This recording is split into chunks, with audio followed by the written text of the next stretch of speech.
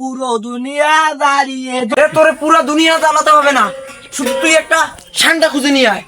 তো দর্শক বিন্দু, আপনারা ইতিমধ্যে অবগত আছেন যে ঠান্ডা নামে এই ঠান্ডাটা আসলে কি, এটাকে কেন খুঁজে বেড়াচ্ছে বাংলাদেশ সকলেই।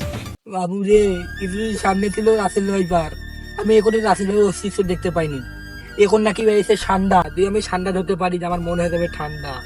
নিঃশ্বাসে নাম তোমার লেখা আমার মনের ভিতরে, পুরো দুনিয়া দাঁড়িয়ে।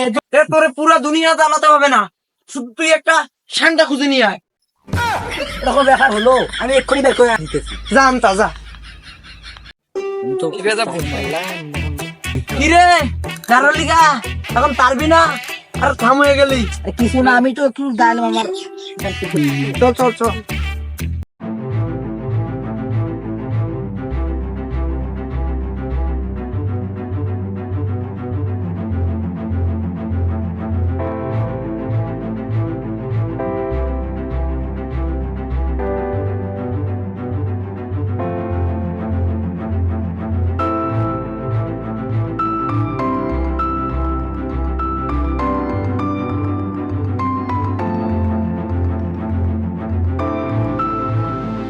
তো দর্শক বিন্দু, আপনারা ইতিমধ্যে অবগত আছেন যে ঠান্ডা নামে এই ঠান্ডাটা আসলে কি, এটাকে কেন খুঁজে বেড়াচ্ছে বাংলাদেশ সকলেই। কিছুদিন আগে যেটা ছিল রাসেল ভাইপার নামে যেটা খ্যাত ছিল, সেটা বাংলাদেশে হয়তো বা দেখা যেতেও পারে, না যেতে পারে, কিন্তু এই ঠান্ডা বের করতেই হবে। এই কারণে এক যুবক সেরকম ভাবে পপুলারিটি মানে এক বন্ধুর কাছ থেকে মানে আর কি সেই রকম কাজে মিলাদ করে তাই খুঁজতেছে। তো দেখা যাক, তার কাছে গিয়ে প্রশ্ন করবো যে ঠান্ডা খুঁজে পাচ্ছে না ব্যর্থ হচ্ছে। চলুন। তো আমার পাশে দেখতে পাচ্ছেন সেই ভাইটি খুঁজে বেড়াচ্ছে সেই ঠান্ডা। তো সে খুঁজে পাবে কিনা, তার যে ব্যর্থ হবে তার কাছে গিয়ে প্রশ্ন করি। তো চলুন, দেখা যাচ্ছে অনেক কঠিন কন্ডিশন করতেছে।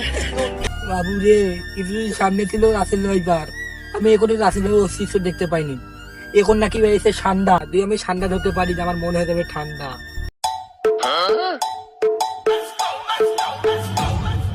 Dime si tú sola en la cama te toca.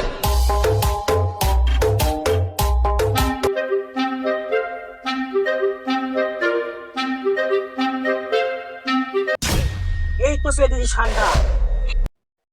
আসলে কিছু ঠান্ডা বহুত জ্বালাইছে বাংলাদেশকে। হ্যাঁ আমি ঠান্ডা, কিন্তু তোরা আমাকে নিয়ে এত ভিডিও বানাচ্ছিস কেন?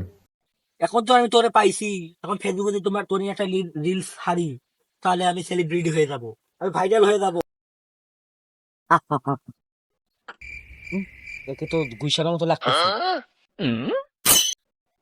হ্যাঁ, এখন বুঝলাম তুই গুইসাপ।